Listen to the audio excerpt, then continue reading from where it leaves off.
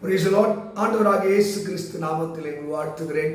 தேவனுடைய பிரசன்னமும் கிருபையும் உங்களோடு இருப்பதாக. அருமையானவர்களே, ஆபுக்கு புத்தகம் 2ஆம் அதிகாரம் 3ஆம் வசனம், குறித்த காலத்துக்கு தரிசனம் வைக்கப்பட்டிருக்கிறது, அது முடிவிலே விளங்கும். தாமதித்தாலும் காத்திரு, நிச்சயமாய் வரும். பாருங்க, தாமதித்தாலும் காத்திரு, அது நிச்சயம் வரும். நிறைய பேர் வாழ்க்கையில ஒரு முடிவு போடுறேன், நம்ம வாழ்க்கை அவ்வளோதான், இதோடு முடிஞ்சு போனது. நீங்கள் ஆதியாகம புத்தகத்தில் 18ஆம் அதிகாரத்தில் நீங்கள் 14ஆம் வசனத்தில் படிக்கும்போது, இது கர்த்தரின் பார்வைக்கு அற்ப காரியம் என்று சொல்லி தூதர்கள் சொல்லுகிறார்கள். ஆனால் 11-12 படிக்கும்போது, உற்ப காலத்திலே ஒரு மனைவி ஒரு பிள்ளை அணைத்துக் கொண்டிருப்பாய் இது சொன்ன வார்த்தை கேட்ட உடனே அங்கே சாராள் நகைத்தாள். நம்ம வாழ்க்கை கூட அப்படிதான்.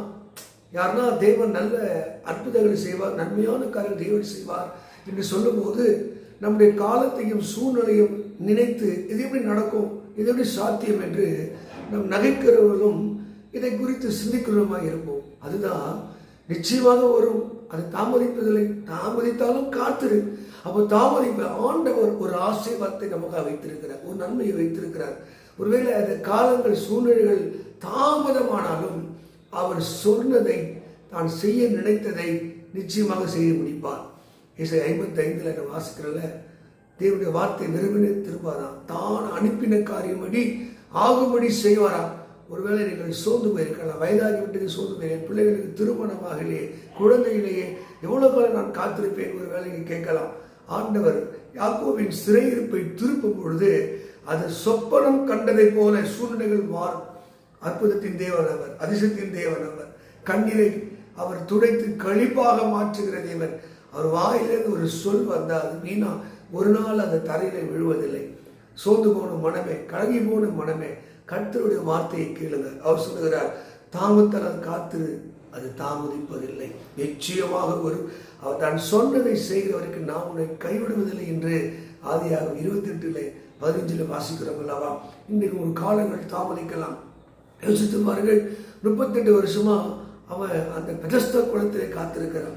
அவன் நினைச்சிருந்தா அவன் ஓட்டிருக்கலாம். அவன் உள்ளத்துல ஒரு வெளிச்சம் இருக்கு, கண்டிப்பா எனக்கு ஒரு வாழ்க்கை வரும், கண்டிப்பா நான் எழுந்து நடப்பேன், எனக்கு ஒரு அற்புதம் நடக்கும் என்று சொல்லி அவன் தன் உள்ளத்திலே அவன் நம்பிக்கொண்டது. அப்படின்னால்தான் அவன் எழுந்து நடந்தான், அற்புதத்தை கண்டான், உபத்திரத்தையும் பாடுகளையும் உதறி தொல்லிவிட்டு தூக்கி எரிந்து விட்டு ஓடி போனான். கலங்க வேண்டாம், ஐயோ என் வாழ்க்கையில குழந்தை இல்லையே. யோசித்து பாருங்கள், ஆபிரகாம் வாழ்க்கையில அந்த வனாந்தரத்தை மாற்றினார், அந்த வனாந்தரத்திலே ஒரு செழிப்பை தந்தார், அந்த வனாந்தரத்திலே ஒரு ஆறுகளை ஓடும்படியாய் செய்தார்.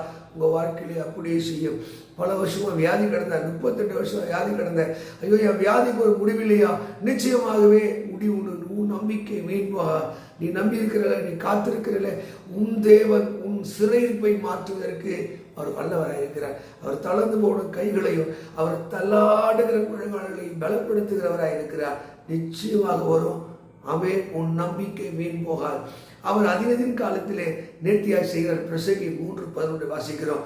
அவர் உபத்திரப்பட்டனுடைய உபத்திரத்தை அற்பமா எண்ணலையா, அருவருக்கலையும் தம் முகத்தை திருப்பாமல் அவன் நம்மை போல சோதிக்கப்பட்டு பாடுபட்டதினாலே சோதிக்கப்படுகிற யாவருக்கும் உதவி செய்ய வல்லவராக இருக்கிறார்.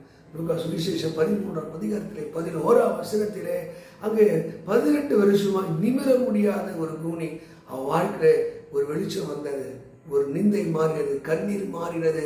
கர்த்தர் நிமிரும்படியாய் செய்தார். உங்க வாழ்க்கையை நிமிரபடியாய் செய்வார். கடத்தினாலே குனிந்து போயிருக்கிறீர்களா, வியாதினாலே குனிந்து போயிருக்கிறீர்களா, சத்துருடைய பிடினாலே குனிந்து நிமிர முடியாது, உங்களுக்கு விடுதலை செய்யவே பரலோகம் என்று தேவன் இறங்கி வந்தார். என்னிடத்திலே வருகிறவனை நான் புறமே தள்ளுவதில்லை. நீங்க எந்த நிலைமையில இருந்த, எந்த சூழ்நிலை இருந்தாலும் அவர் உங்களை ஏற்றுக்கொண்டு உங்களை விசாரிக்கிற அன்பு தகப்பனாக இருக்கிற இந்த வேத சத்தியத்தின்படியே 2:3 படியே குறித்த காலத்துக்கு ஒரு தரிசனத்தை வைத்திருக்கிறார். அது முடிவிலே விளங்கும். தாமதித்தாலும் காத்திரு, அது தாமதிப்பதில்லை, சரியான நேரத்தில் வரும். ஒருவேளை குழந்தைக்காய் காத்து நீங்கள் வியாதியிலே பிடிபட்ட நீங்கள், அங்கே குடும்பத்தை பிள்ளைகளுக்கு திருமணமாக நினைத்த நீங்கள், கர்த்தருடைய மகிமையை கண்டுகளிக்க நாள் மிக அருகில் இருக்கிறது. வாசிக்கிறது, என்னுடைய மீட்கும் வருஷம் வந்தது, நீதியை சரிக்கட்ட நாள் என் மனதிலே இருக்கிறது. ஆண்டவர் இந்த வாக்கின்படியே நீதியை சரியட்டுவார். உங்கள் ஜெபத்துக்கு உங்கள் பக்திக்கு தக்க ஒரு விடுதலை தந்து கர்த்தர் உங்களை ஆசைப்பார்.